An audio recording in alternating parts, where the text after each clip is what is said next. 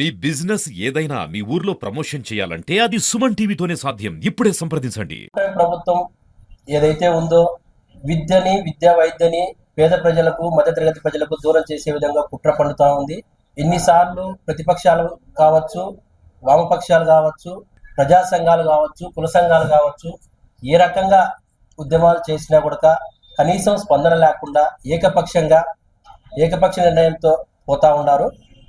దీని ప్రధాన అంశం ఏమంటే P3 మోడల్లో ప్రజలకు జరుగుతున్న నష్టాలేమి, వాటి వల్ల భవిష్యత్తు తరం ఏం కోల్పోతా ఉంది, దీనివల్ల ప్రభుత్వానికి ఎంత నష్టం వస్తూ ఉంది, తదితర విషయాలు ఇవాళ క్షుణ్ణంగా చెప్పదలుచుకున్నాము. ముఖ్యంగా వైద్య విద్య అనేది సంక్షోభంలో ఉన్నమాట వాస్తవం. మారుతున్న కాల పరిస్థితుల దృష్ట్యా సంక్లిష్టమైన పరిస్థితుల్లో ఉంది. ఒక్కసారి కార్పొరేట్ దందాలేకి వైద్యం అనేది అటు పోతే పేదవాడికి వైద్యం గగనమవుతుంది.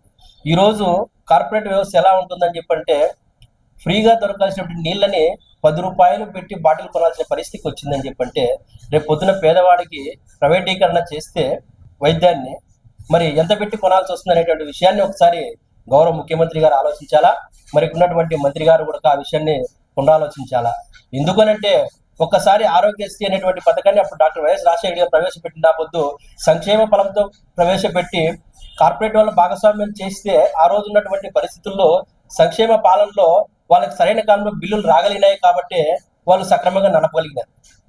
తద్వారా గత ప్రభుత్వం వైఎస్ఆర్ కాంగ్రెస్ పార్టీలో 1800 కోట్లు బిల్లులు పెండింగ్ పెట్టింటే ఆరోగ్యశ్రీ కింద మేము చేర్చుకోమని హాస్పిటల్లో బోర్డు పెట్టే పరిస్థితికి వచ్చినారు.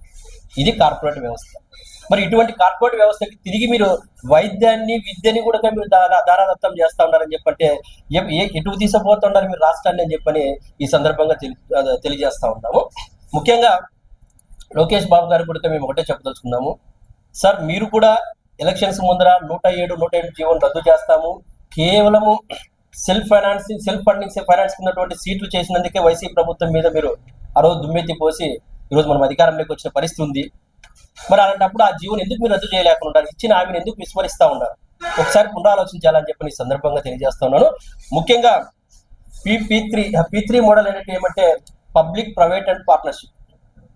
దీనివల్ల నష్టం ఏమైనటువంటి విషయాన్ని మనం ఒకసారి ఆలోచిస్తే ప్రభుత్వ ఆధ్వర్యంలో కాలేజీలు నడిస్తే, మెడికల్ కాలేజీలు నడిస్తే 50 సీట్లకి 15,000 చొప్పున అంటే 50%, 50% ఆఫ్ ద సీట్స్ 15,000కే విద్యను అందిస్తారు.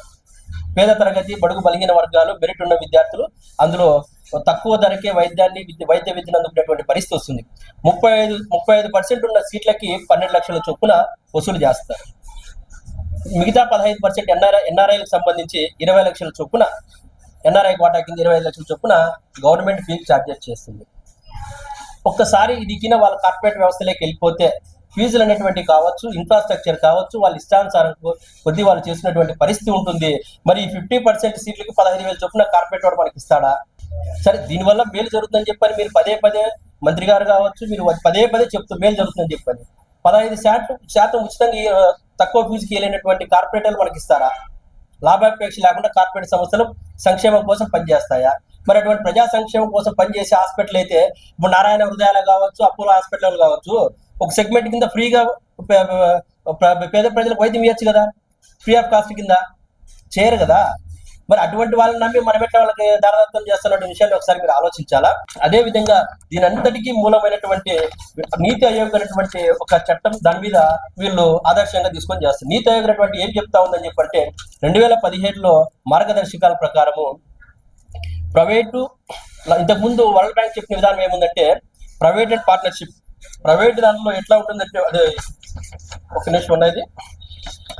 వరల్డ్ బ్యాంక్ ఒక విధానం ఏమంటే long term contract between A private party and government entity for providing the public asset or service in which the private party bears the significant risk in the management risk.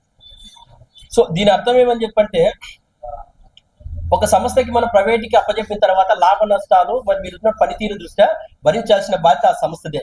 కానీ 2017లో world bank ఏమని సడలించిందని చెప్పంటే both the parties risk and reward based on the performance. ఈ రోజున్న మార్గదర్శకాలు ఎట్లా ఉన్నాయని చెప్పంటే నష్టాన్ని ప్రభుత్వమే భరించాలా, లాభ నష్టాలను కూడా ప్రభుత్వమే భరించాలా అని చెప్పంటే ఇది కార్పొరేట్ వాళ్ళకి ఈజీగా అయ్యేటువంటి పరిస్థితి.